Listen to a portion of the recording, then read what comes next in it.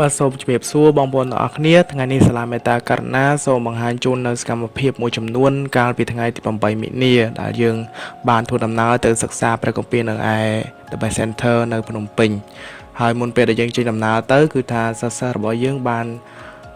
ទទួលទានអាហារពេលព្រឹកដើម្បីជាអាហារសម្រន់មួយសម្រាប់ការដែលមុនពេលដែលយើងចេញដំណើរផងដែរឥឡូវនេះកំពុងតែធ្វើដំណើរនៅតាមផ្លូវបាទហើយខ្ទង់ពេលដែលយើងចេញដំណើរនេះខ្ទង់ម៉ោង6កន្លះបាទ6កន្លះពេលព្រឹកហើយទស្សនវិជ្ជានៅតាមផ្លូវបានប្រឌិតខ្លះដែរបាទហើយឃើញថាកូនសិស្សនីមួយបាទពួកគាត់សប្បាយចិត្តមែនតើ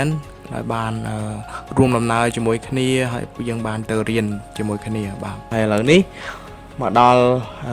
ផ្សារចម្រើនផលបាទស៊ូពូតុកទៅគាត់ថាផ្សារហ្នឹងផ្សារចម្រើនផលហើយអញ្ចឹងកូនសិស្សក៏ចាប់ផ្ដើមថតខ្លះជាបន្តទៀតបាទហើយយើងឃើញថានៅផ្សារនេះគឺអាជីវករបាទអ៊ំពូមីងបងប្អូនដែលគាត់ជាអាជីវករបាទលក់នៅតាមផ្សារហ្នឹងគឺថារត់រះមែនតែនបាទបន្ទាប់ពីយើងធ្វើដំណើរឥឡូវនេះយើងបានមកដល់ The Best Center ហើយអរគុណដល់លោកគ្រូអ្នកគ្រូបងនៅទីនេះបាទបានរៀបចំនៅអាហារសម្រន់ពេលព្រឹកសម្រាប់អ្នកដែលចូលរួមទាំងអស់បាទគឺឆ្ងាញ់មែនតើហើយពួកគាត់បានយកចិត្តទុកដាក់យ៉ាងខ្ពស់បាទទៅដល់ភ្ញៀវគ្រប់រូបបាទអញ្ចឹងហើយពេលនេះកំពុងតែបាទជ្រៀតថតជាមួយកូនសិស្សបានមកប៉ុស្តិ៍បាទមុនពេលយើងចូលរៀនហើយកន្លែងនេះគឺចាប់ផ្ដើមអធិដ្ឋានហើយបាទចាប់ផ្ដើមអធិដ្ឋានបើកក្នុងការដែលសូមប្រាជ្ញាពីព្រះមុនពេលដែលយើងចូលរៀនផងដែរហើយ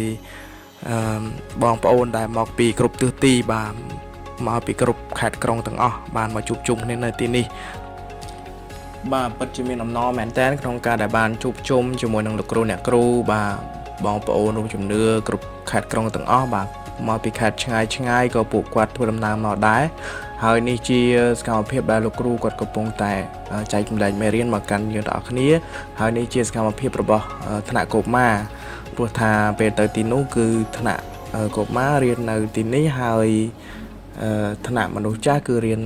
នៅខាងមុខបាទអញ្ចឹងអ្នកគ្រូគាត់បាននាំកុមារនៅក្នុងការទស្សនារឿងដែលមានក្នុងព្រះគម្ពីរបាទហើយមានដូចជាការគូររូបផាត់រូបបាទនិងមានកិច្ចការជាច្រើនទៀតដែលអ្នកគ្រូគាត់បានដាក់ឲ្យសិស្សធ្វើបាទអញ្ចឹងកូនសិស្សគឺថាប្រុងប្រៀបស្ដាប់ហើយទៅបាទពួកគាត់សប្បាយចិត្តមែនតើបាទក្នុងការដែលស្វែងយល់បាទក្នុងព្រះគម្ពីរហើយបន្ទាប់ពីយើងបានរៀនចប់បាទក៏អរគុណដល់ខាង The Best Center ផងដែរបានរៀបចំអាហារថ្ងៃត្រង់បាទយ៉ាងឆ្ងាញ់បានទទួលបាទទាំងអាហារពេលព្រឹកនិងអាហារថ្ងៃត្រង់បាទអរគុណច្រើនបាទ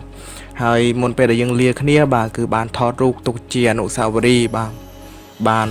បាទពី3សន្លឹកដែរបាទស្អាតមែនតើបាទគឺរូបស្អាតមែនតើហើយពេលនេះយើងកំពុងតែត្រឡប់មកវិញបាទកំពុងតែនៅតាមផ្លូវត្រឡប់មកផ្ទះវិញបាទអញ្ចឹងអរគុណបាទសូមព្រះប្រទានពរបាទបងប្អូនទាំងអស់គ្នាបាទអរគុណច្រើន